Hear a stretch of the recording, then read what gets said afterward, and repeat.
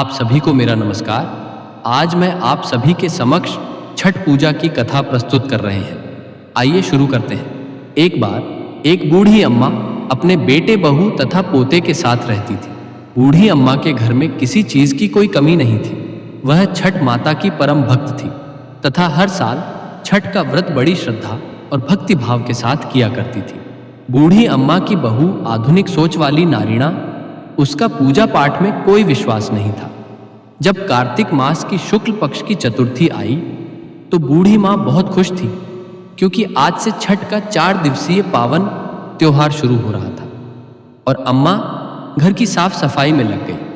उसने अपने बेटे को आम की लकड़ी तथा पूजा की सभी सामग्री लाने के लिए बाजार भेज दिया। अम्मा ने अपने बेटे की सलामती के लिए छठ का व्रत किया। बूढ़ी अम्मा ने अपनी बहू से भी छठ माता का व्रत करने को कहा। तब बहू कहने लगी, ये सब बेकार की बातें हैं, मुझे इन सब में कोई विश्वास नहीं, इससे क्या होगा। तब बुद्धि अम्मा अपनी बहू को छठ माता की महिमा बताते हुए एक पौराणिक कथा सुनाती है। अम्मा बोली, बेटा, बहुत समय पहले की बात है। प्रियव्रत नाम के एक प्रसिद्ध राजा थे। उनके पिता का नाम था स्वयंभू मनु। प्रियव्रत बहुत सदाचारी और धार्मिक प्रवृत्ति क्वीन मनुष्य थे। विवाह के कई वर्षों के बाद भी जब उन्हें कोई संतान नहीं हुई, तब आर्षि कश्यप ने उन्हें पुत्रेष्टि यज्ञ कराने की सलाह दी। राजा प्रियव्रत ने पूरे विधि विधान के साथ पुत्रेष्टि यज्ञ का अनुष्ठान किया। पुत्रेष्टि यज्ञ के प्रभाव से प्रियव्रत की पत्नी ने स्वर्ण के समान सुंदर एक पुत्र को जन्म दिया, परंतु वह पुत्र मरा हुआ पैदा हुआ था। राजा प्रियव्रत उस मृत बालक को लेकर श्मशान में गए और उसे एकांत भूमि में पुत्र को छाती से चिपकाकर बिलक बिलक कर रोने लगे। इतने में वहां पर एक दिव्य विमान दिखाई दिया। को शुद्ध स्फटिक मणि के समान चमकने वाला वह विमान अमूल्य रत्नों से बना था। उस विमान पर बैठी हुई मन को मोह लेने वाली एक परम सुंदरी देवी को राजा प्रियव्रत ने देखा। उस देवी को देखकर राजा ने बालक को भूमि पर रख दिया और बड़े आदर के साथ देवी की स्तुति कि वह देवी स्कंद भगवान की प्रिय पत्नी षष्ठी देवी थी। उनका शांत विग्रह ग्रीष्मकालीन सूर्य के समान चमचमा रहा था। उन्हें प्रसन्न देखकर राजा ने पूछा, हे देवी, तुम कौन को। राजा प्रियव्रत की बात सुनकर देवी ने उनसे कहा, राजन, भगवती मूल प्रकृति के छठे अंश से प्रकट हुई मैं देवी षष्ठी हूँ और इस संसार में छठ आपके नाम से प्रसिद्ध हूँ। इस प्रकार कहकर छठ माता ने उस बालक को उठा लिया और अपने प्रभाव से उसे पुनर्जीवित कर दिया। जब राजा ने देखा तो वह स्वर्ण के समान सुंदर प्रभाव वाला बालक हंस रहा था। अभी राजा प्रियव्रत उस बालक की ओर देख ही रहे थे कि छठ माता उस बालक को लेकर आकाश में जाने लगी। यह देखकर राजा के कंठ, होंठ और तालू सूख गए। उन्होंने माता की स्तुति की तब प्रसन्न हुई। माता ने कहा, तुम सर्वत्र प्रकृति यानी सूर्य उदय हुआ था, जल तथा वायु की पूजा कराओ और स्वयं भी करो।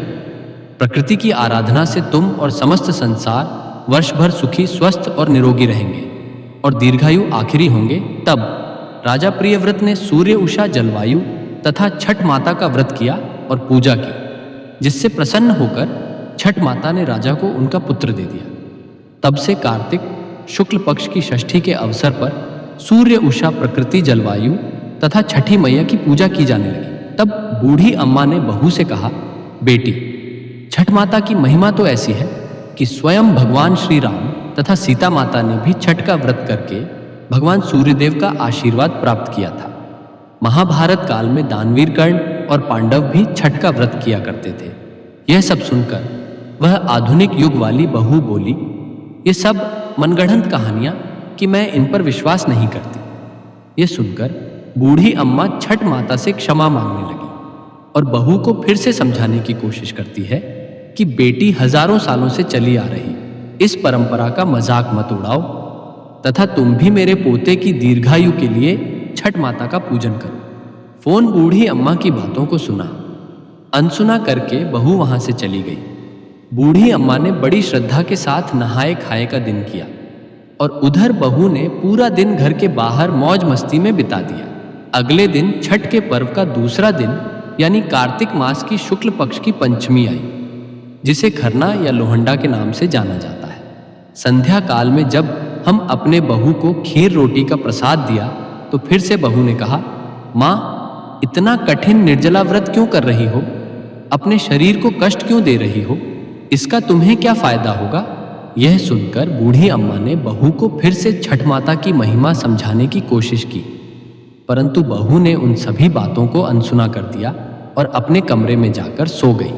वैसे तो बूढ़ी माँ कई साल से अपनी बहू को छठ माता की महिमा बताने की कोशिश कर रही थी और हर साल उनकी बहू इसी प्रकार सुना अनसुना कर देती थी, परंतु इस बार ना जाने क्यों अब माँ का दिल बहुत घबरा रहा था और वह बार बार छठ माता से प्रार्थना कर रही थी, माँ, यह बच्ची नादान है, इसे एक सेट करना।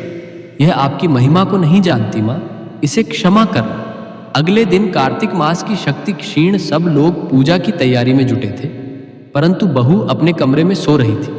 वह बहुत देर से उठी और उठकर बहू ने पास पड़े हुए अपने बेटे को उठाना चाहा। तब बेटे ने जवाब नहीं दिया। यह देखकर बहुत घबरा गई और भागी भागी अपने पति और सास के पास गई और उन्हें यह सब बताया। बहुत ही बात सुनकर बूढ़ी अम्मा और उनका बेटा दौड़े दौड़े कमरे में आ गए और उन्होंने बच्चे को जगाने की कोशिश की, परंतु वह नहीं जगा। फिर वह तीनों बच्चे को लेकर अस्पताल गए। डॉक्टर ने बच्चे की जांच की और देखा कि अलग की तो सांसें ही रुकी हुई हैं। डॉक्टर यह देखकर हैरान हो गए कि इतना छोटा बालक जो बिल्कुल स्वस्थ था ऐसे कैसे जा सकता है, परंतु विधि का विधान और प्रकृति का नियम कहकर डॉक्टर ने अपने हाथ खड़े कर दिए। तब बच्चे के माम बाप तथा दादी रोते बिलखते बच्चे को लेकर अस्पताल से बाहर आ गए। बूढ़ी अम्मा का दिल तो पहले से ही घबरा रहा था। पोते की साथ चले जाने पर अम्मा की जुबान पर केवल यही शब्द थे, हे छठ माता क्षमा कर दे, मेरे पोते के शरीर में सांस भर दे। तुम तो पुत्र देने वाली हो, उनका पालन पोषण करने वाली हो, तुम समय से पहले उनके प्राण कैसे ले सकती हो? यदि हमसे कोई भूल हुई है तो हमें क्षमा कर दो माते। उसी समय कहीं से एक अनजान औरत वहां आ गई और अम्मा की बहू से कहने लगी कि छठी मैया किसी के भी असमय प्राण नहीं लेती। तुमने अवश्य ही कोई ऐसी भूल की है जिससे माता बहुत नाराज हो गई है। आज छठ का पावन पर्व है, पूरी श्रद्धा से छठ माता को याद करो और विधि विधान से माता का व्रत करने का संकल्प करो। फोन तुम्हारा पुत्र अवश्य ही जी उठेगा। शोक में डूबी हुई मां के लिए यह शब्द उम्मीद की किरण लेकर आए और ना जाने कहां से एकदम बहू के अंदर श्रद्धा का संचार कर गए। बहू ने आंखें बंद करके छठ माता को याद किया और विधि पूर्वक पीठ का व्रत करने का संकल्प लिया। जैसे ही बहू अपनी आंखें खोली तो उसने देखा उसका बच्चा आंखें खोलकर हंस रहा है। यह करिश्मा देखकर सब परिवार वाले और डॉक्टर आश्चर्यचकित हो गए। बच्चे को जीवित देखकर जैसे ही बहू ने उस अनजान औरत को धन्यवाद करने के लिए सिर घुमाया तो देखा कि वहां कोई नहीं है। वह समझ गई कि वह साक्षात छठ माता ही थी जो उसे स्वयं इस व्रत की महिमा का ज्ञान कराने के लिए आई थी।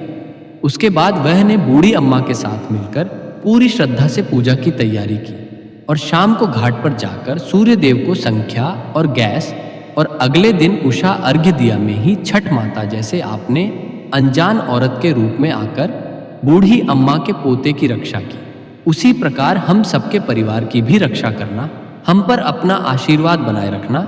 जय छठ मैया। कथा समाप्त। कहानी सुनने वालों का भी भला और सुनाने वालों का भी भला। जय छठी मैया।